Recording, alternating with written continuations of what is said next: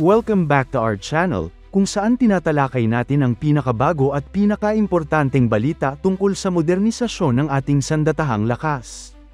At ngayong araw na ito, isang napakalaking development ang ating nasaksihan, unang naipost ng isang plane spotter sa Facebook na kilala sa pangalang Lonsi, may nadetect umanong antenna of an 124 aircraft na biglaang lumitaw sa radar, papalapit sa Clark Air Base. Agad itong umani ng atensyon, dahil sa laki at sa limitadong bilang ng ganitong klaseng cargo aircraft, tiyak na may dalang mabigat at mahalagang kargamento ito. At hindi nga tayo nagkamali. Ilang minuto lamang matapos ang paglapag, kumpirmado, ang eroplano ay naghatid ng ikatlong batch ng mga bagong S-70i Black Hawk helicopters para sa Philippine Air Force.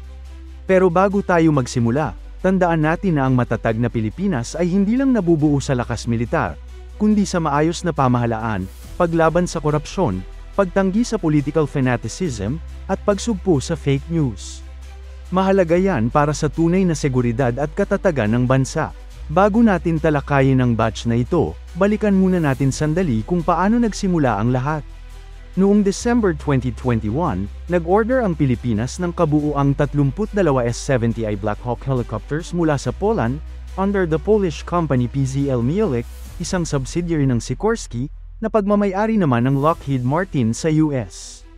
Ang orihinal na layunin ay mapalitan ang matatandang O-1U helicopters na matagal nang ginagamit ng Air Force sa combat, logistics at disaster response operations. Ang unang batch ng 6 na helicopters ay dumating noong June 2024, kasunod nito ay ang pangalawang batch ng 5 noong December 2024. At ngayon, makalipas ang ilang buwan, narito na ang ikatlong batch ng mga unit. At ayon sa ilang defense insiders, posibleng hindi pa ito ang huling batch ng Black Hawks na makakarating sa Pilipinas. May mga napapabalitang proposal na para sa karagdagang 8 hanggang 10 helicopters upang lalo pang palakasin ang rotary wing capability ng Philippine Air Force. Ang mga karagdagang unit ay maaaring gamitin hindi lang sa combat operations, kundi pati na rin sa humanitarian assistance and disaster response, lalo na sa mga lugar na laging tinatamaan ng kalamidad gaya ng Visayas at Mindanao. Isinasaalang-alang din ngayon ang pagbuo ng isang centralized helicopter command na magsisilbing control hub para sa lahat ng rotary assets ng AFP. Layunin nitong mas mapabilis ang deployment ng mga unit sa mga emergency, at mapataas ang efficiency ng logistics, communication, at command structure. Kung dati ay minsan inaabot ng ilang araw bago makarating ang ayuda sa mga isolated na probinsya, ngayon ay kayang gawin ito sa loob ng ilang oras gamit ang mga bagong helicopters. Bukod dito, sinisimula na ring palakasin ang local training programs para sa Black Hawk pilots. Sa kasalukuyan, ang ilang mga piloto ay kailangang mag-training abroad, pero may inisyatibo na ngayon na i-localize ang training gamit ang simulators at Polish instructors dito mismo sa bansa. Isa itong hakbang para sa long-term sustainability ng fleet. Kung masusundan pa ang mga ganitong development, hindi malayong ang Pilipinas ay magkaroon ng isang mas modernong, mas responsive, at mas resilient na air mobility force sa buong rehiyon.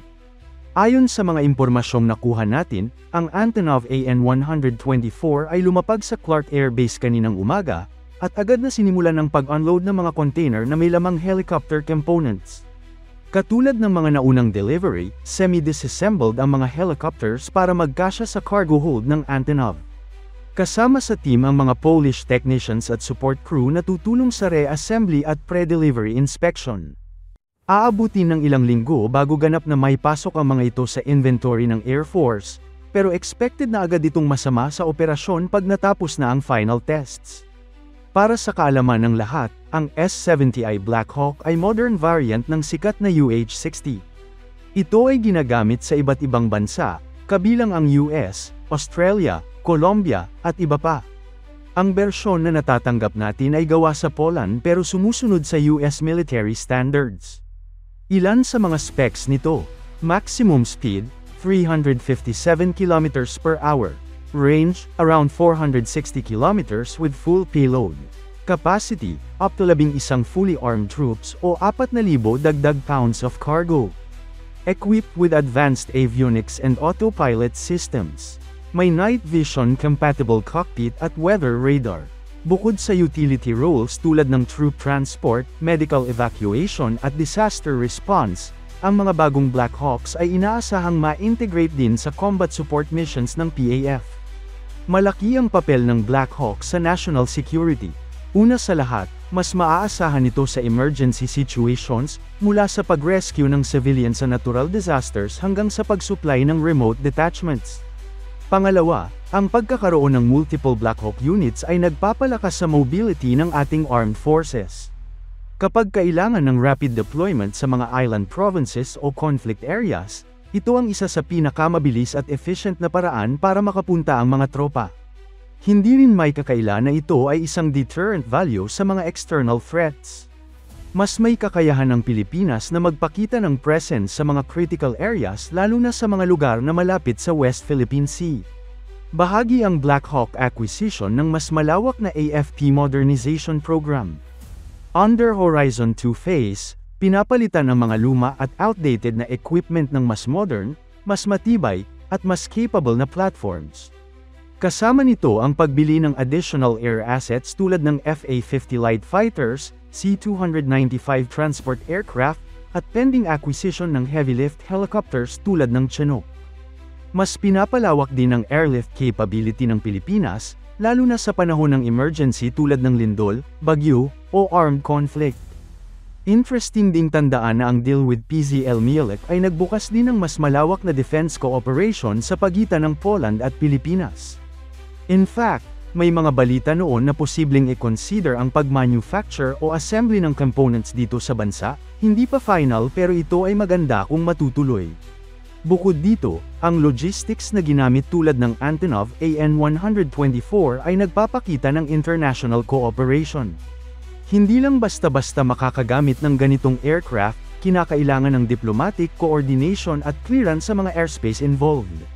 Maraming netizens ang natuwa sa balitang ito. Sa social media, makikita ang excitement lalo na sa mga aviation enthusiasts. Ang ilan ay agad pumunta sa Clark area para makuna ng video ang paglapag ng Antonov. Sa panig naman ng militar, lalo na ng Philippine Air Force, malaking morale booster ito. Ayon sa mga opisyal, tuloy-tuloy ang professionalization at modernization ng Air Force, at ang pagkakaroon ng additional helicopters ay isa sa mga konkretong patunay nito. At iyan ang malaking balita ngayong araw, opisyal nang dumating ang ikatlong batch ng S-70i Black Hawk helicopters para sa ating Philippine Air Force. Isa na namang hakbang pasulong para sa ating sandatahang lakas, at para sa mas ligtas at handang Pilipinas. Stay tuned dito sa ating channel para sa mas marami pang updates tungkol sa Philippine Defense Modernization. Huwag kalimutang mag-like, mag-subscribe, at i-on ang notification bell. Hanggang sa susunod.